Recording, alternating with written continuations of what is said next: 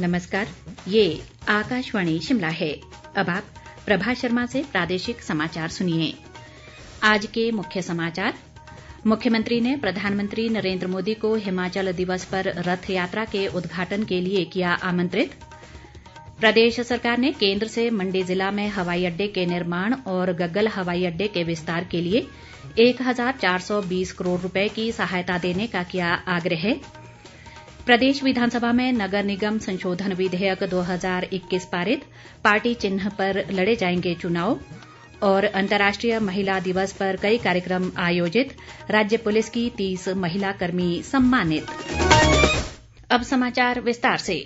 मुख्यमंत्री जयराम ठाकुर ने प्रधानमंत्री नरेंद्र मोदी को 15 अप्रैल को हिमाचल दिवस के अवसर पर प्रदेश के विकास की 50 वर्षों की शानदार विकासात्मक यात्रा को प्रदर्शित करती रथ यात्रा के उद्घाटन के लिए हिमाचल आने का न्यौता दिया है। आज नई दिल्ली में मुख्यमंत्री ने प्रधानमंत्री से भेंट कर बताया कि रथ यात्रा के साथ साथ 15 अप्रैल को मंडी जिले में राज्य स्तरीय समारोह का आयोजन भी किया जाएगा। मुख्यमंत्री ने प्रधानमंत्री से 111 मेगावाट की सावड़ा कुड्डू जल विद्युत परियोजना के लोकार्पण और लुहरी चरण 1 जल विद्युत परियोजना व धौलासिद्ध जल विद्युत परियोजनाओं की आधारशिला रखने का भी आग्रह किया। इससे पहले मुख्यमंत्री ने आज नई दिल्ली में केंद्रीय वित्त मंत्री निर्मला सीतारामन और केंद्रीय वित्त राज्य मंत्री अनुराग ठाकुर से भेंट की। उन्होंने केंद्रीय मंत्री से मंडी जिला में नए ग्रीनफील्ड हवाई अड्डे के निर्माण और कांगड़ा जिला में मौजूदा हवाई अड्डे के विस्तार व नागरिक सुविधाओं के स्तरोन्नयन के लिए 1420 करोड़ रुपए जारी करने का आग्रह किया। केंद्रीय वित्त मंत्री निर्मला सीतारामन ने मुख्यमंत्री को प्रदेश के लिए हर संभव सहायता प्रदान करने का आश्वासन दिया। इस बीच मुख्यमंत्री ने केंद्रीय रक्षा मंत्री राजनाथ सिंह से कांगड़ा जिले के योल छावनी क्षेत्र की अधिसूचना वापस लेने का आग्रह भी किया। मुख्यमंत्री ने केंद्रीय मंत्री से नाहन के समीप बनोग से धरक्यारी तक प्रधानमंत्री ग्राम सड़क योजना के तहत सड़क बनाने के लिए अनापत्ति प्रमाण पत्र जल्द जारी करने का अनुरोध किया। केंद्रीय रक्षा मंत्री ने मुख्यमंत्री को आश्वासन दिया कि दोनों मामले उच्च स्तरीय समिति की बैठक में हल कर लिए जाएंगे। प्रदेश सरकार द्वारा लाए गए नए नगर निगम कानून के विरोध में आज विपक्षी दल कांग्रेस और माकपा विधायक राकेश सिंघा ने सदन से वॉकआउट किया। विपक्ष की मांग थी कि इस विधेयक को या तो सिलेक्ट कमेटी के विचार के लिए भेजा जाए या फिर इस पर विपक्ष के संशोधनों को मंजूर कर उन पर विचार किया जाए। हालांकि सरकार ने विपक्ष की दोनों ही मांगे नहीं मानी और बहुमत से इस विधेयक को पारित कर दिया। हिमाचल प्रदेश नगर निगम संशोधन विधेयक 2021 के पारित हो जाने के बाद अब प्रदेश के नगर निगमों में राजनीतिक दल अपने अपने चुनाव चिन्ह पर चुनाव लड़ सकेंगे। आज पारित इस नए कानून के मुताबिक अब नगर निगमों में ओबीसी को भी महापौर पद पर आरक्षण मिलेगा, जबकि महापौर और उप महापौर के खिलाफ अविश्वास प्रस्ताव लाने के लिए अब आधे के बजाय 3/4 सदस्यों का समर्थन जरूरी है।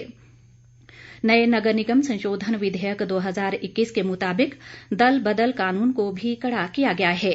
इससे पहले इस संशोधन विधेयक पर हुई चर्चा में हिस्सा लेते हुए कांग्रेस के जगत सिंह नेगी, विपक्ष के नेता मुकेश अग्निहोत्री और माकपा विधायक राकेश सिंघा ने इसका विरोध किया। विपक्ष के वॉकआउट के बीच सदन ने इस संशोधन विधेयक को ध्वनिमत से पारित कर दिया। मुख्यमंत्री जयराम ठाकुर द्वारा 6 मार्च को प्रस्तुत आगामी वित्त वर्ष के बजट पर आज चर्चा आरंभ हुई। चर्चा में हिस्सा लेते हुए नेता प्रतिपक्ष मुकेश अग्निहोत्री ने कहा कि मुख्यमंत्री द्वारा प्रदेश विधानसभा में पेश किया गया राज्य का 2021-22 का बजट प्रदेश सरकार के दिवालियेपन का जीता जागता उदाहरण है। उन्होंने कहा कि बजट से सब अहम मुद्दे गायब कर दिए गए हैं और गैप फंडिंग कहां से होगी इसका कोई जिक्र नहीं है।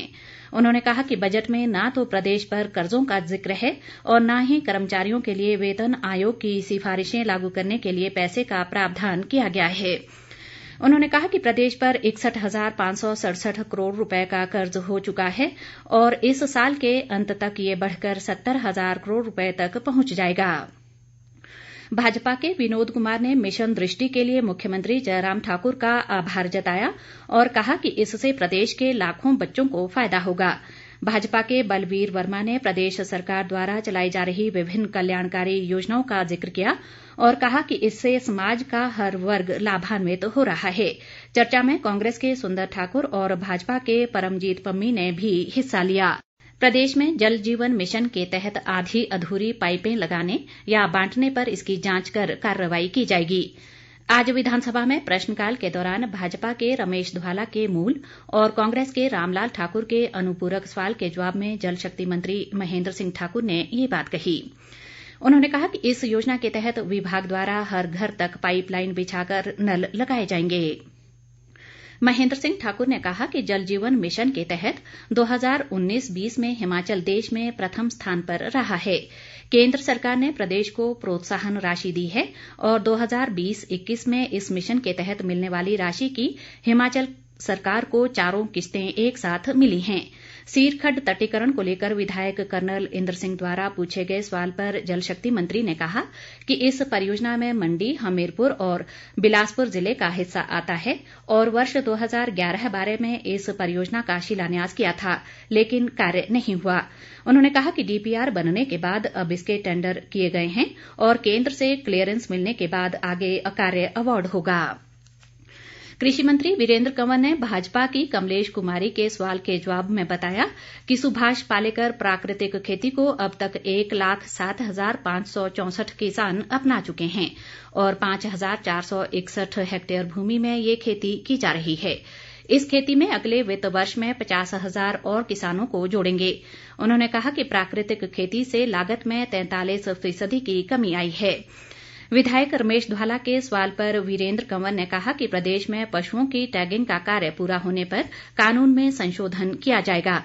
इसमें पशुओं को सड़कों पर छोड़ने वालों के खिलाफ कड़ी सजा का प्रावधान किया जाएगा। आज अंतर्राष्ट्रीय महिला दिवस है। इस उपलक्ष्य में महिलाओं के सम्मान में प्रदेश भर में कई कार्यक्रम आयोजित किए गए। राज्यपाल बंडारू दत्तात्रेय की अध्यक्षता में शिमला के ऐतिहासिक रिज मैदान पर हुए समारोह में राज्य पुलिस ने 30 महिला पुलिसकर्मियों को सम्मानित किया। राज्यपाल ने महिला दिवस की बधाई देते हुए कहा कि इस दिन महिलाओं के साथ होने वाले अत्याचारों और अन्याय की रोकथाम के लिए आम नागरिकों को जागरूक करने के साथ साथ महिलाओं के अधिकारों पर भी ध्यान आकर्षित किया जाता है।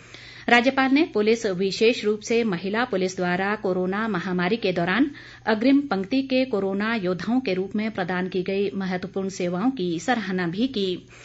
इससे पूर्व राज्यपाल ने परेड कमांडर सृष्टि पांडे के नेतृत्व में महिला पुलिस टुकड़ियों के द्वारा प्रस्तुत मार्च पास्ट की सलामी ली। समारोह में पुलिस महानिदेशक संजय कुंडू ने कहा कि हिमाचल महिला पुलिस बल पिछले 50 वर्षों से देश व प्रदेश की समर्पण भाव से सेवा कर रही है।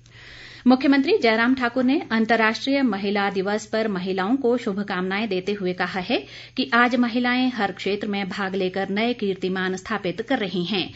एक वीडियो संदेश में उन्होंने कहा कि नारी शक्ति अपने अदम्य साहस और अथक परिश्रम से विश्व पटल पर अपनी पहचान बनाने में सफल रही हैं। केंद्रीय वित्त राज्य मंत्री अनुराग ठाकुर ने समस्त मातृशक्ति को अंतर्राष्ट्रीय महिला दिवस की शुभकामनाएं देते हुए हिमाचल पुलिस द्वारा महिला पुलिस कर्मियों को सम्मानित करने के फैसले का स्वागत किया है। उन्होंने कहा है कि भारतीय संस्कृति में नारी के सम्मान को बहुत महत्व दिया गया है। ये महिलाओं के प्रति सम्मान, प्रशंसा, प्रेम और आदर दर्शाने का अवसर है। वहीं महिला दिवस 2021 के अवसर पर आकाशवाणी शिमला के समाचार एकांश में आज केवल महिला कर्मचारियों द्वारा ही समाचार संकलन, संपादन व प्रस्तुतिकरण का कार्य किया गया। सहायक निदेशक समाचार रितेश कपूर ने बताया कि इसका उद्देश्य हर क्षेत्र में महिला कर्मचारियों के योगदान को बढ़ावा देना है। प्रादेशिक समाचार बुलेटिन तैयार करने के कार्य में विशेष रूप से प्रभा शर्मा, राजकुमारी चंदेल, आरती और बीना का सहयोग रहा।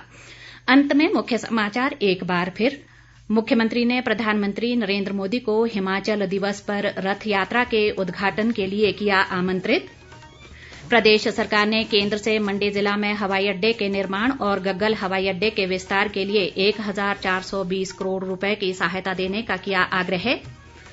प्रदेश विधानसभा में नगर निगम संशोधन विधेयक 2021 पारित, पार्टी चिन्ह पर लड़े जाएंगे चुनाव। और अंतर्राष्ट्रीय महिला दिवस पर कई कार्यक्रम आयोजित, राज्य पुलिस की 30 महिला कर्मी सम्मानित। इसी के साथ ये समाचार बुलेटिन समाप्त हुआ। नमस्कार।